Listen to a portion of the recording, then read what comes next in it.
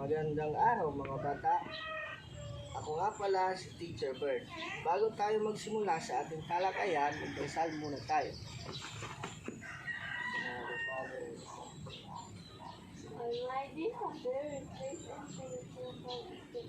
Watch over us as we go about our work and study. Okay, magsiupo na kayo. Mayroon ako ditong jumble words at ito ay inyong sasagutan. Sino ang gusto magsagot?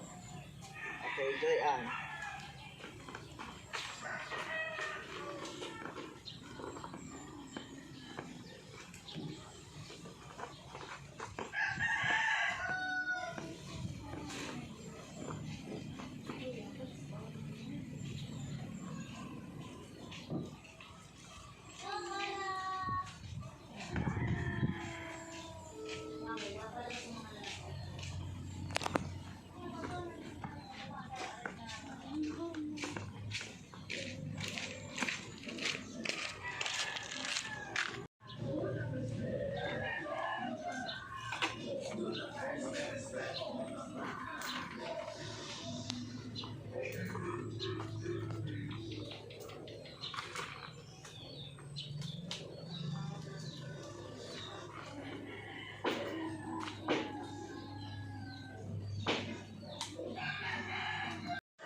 Mahusay mga bata.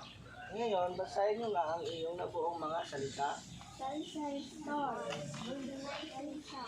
Ito ang halimbawa ng isang negosyo.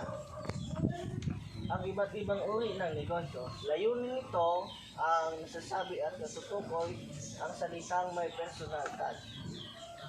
Naiisa-isa ang uri ng negosyo sa pamayanan.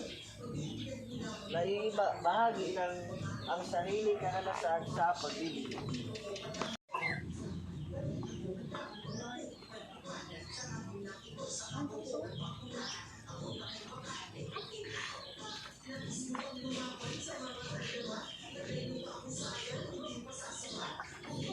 Ngayon, alamin natin. May dalawang paraan ng pagkakaroon ng negosyo. Una, pag-produce ng isang produkto galing sa pinagkukunang yaman. At pangalawa, pagkakaloob ng serbisyo kapalit ng kabayaran. Basahin at pag-aralan ang usapan. Basahin mo nga, Joyanne. Kumusta? Magandang umaga. Pasok po mga. Salamat. Madaling ang inyong mga. Ako na po.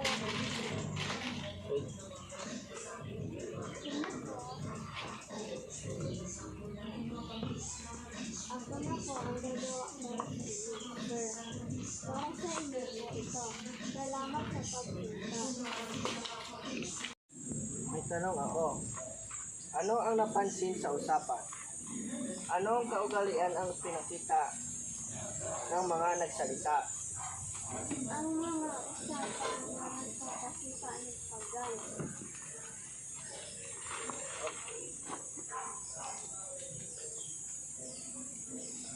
Ang mga salitang ito ay mga nararapat na sagot ng isang batang magalang, matulungin, totoo, marunong, magpasalamat at magbigay halaga sa nagawang serbisyo.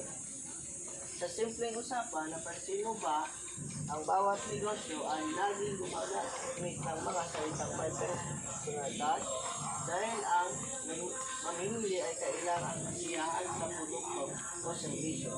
Dapat mong makuha ang kanilang patuloy na pagtangkilik ng iyong negosyo, maging produkto o serbisyo. Malito. Ito ay isang uri ng negosyo. Ate Nenen's Eatery, Donyo's Paggawaan ng Sapatos, Jeremy's Beauty Parlor. Okay, anong mga serbisyo ang inaalok? So yan, sagot niya.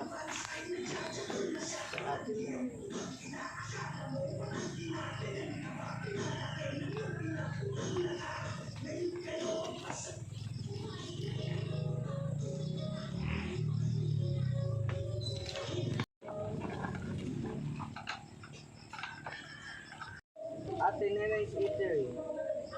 Ano Anong mga service ang inaalok dito, Joyan? Okay. Sa paggawa ng sapatos, sa Jeremy's Beauty Parlor. Okay, magaling. Para naman sa inyong group activity, magmasid at alamin ang iba't ibang sitwasyon. Bumuo ng 3 pangkat.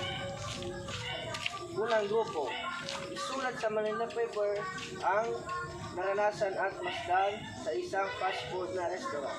Pangalawa, isadula kung paano maipapakita ang pagsilbi sa mga mamimili o kliyente sa isang fast food restaurant.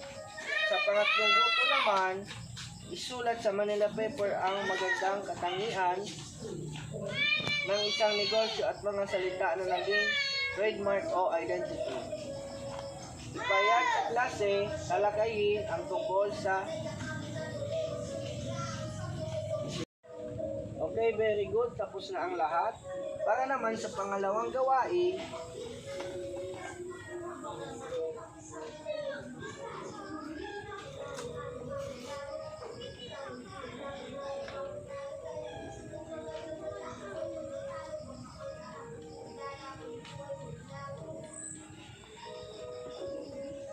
ito ang pangalawang gawain.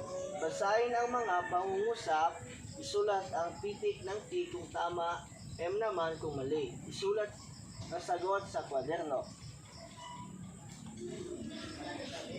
Ang isang negosyo ay dapat walang personal touch, sana susilbihan ang mga mamimili. Ano ang tamang sagot? Okay, tama. Number 2, lahat ng mamimili ay dapat komportable at nasisiyahan sa serbisyo. Ano ang sagot? Good. Number 3, kailangan ng negosyo ang pagbibigay ng serbisyo mabilis at tamang oras. Ano ang sagot? Very good. Number 4, matulungin nagsasalita ng totoo, pagkakatiwalaan at mabilis na serbisyo ang inaasahan sa mga empleyadong nasa negosyo part serbisyo. Ano ang tamang sagot? Very good. Kahit sa anong klaseng negosyo, ang advertisement o commercial ang pinaka-importante para ipahid sa media ang tungkol sa negosyo. Very good. Para naman sa inyong takdang aralin,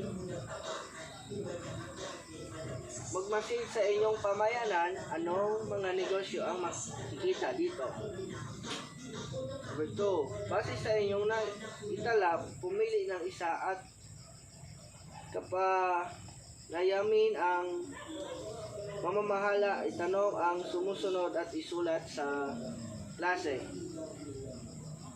A. Sino ang may-ari ng tindahan? B. Ano ang pangunahing paninda? C. Paano pinagbibili ang mga paninda? Okay, dito na nagtatapos ang ating talakayan. Maraming salamat sa inyong lahat and goodbye. Bye. Okay.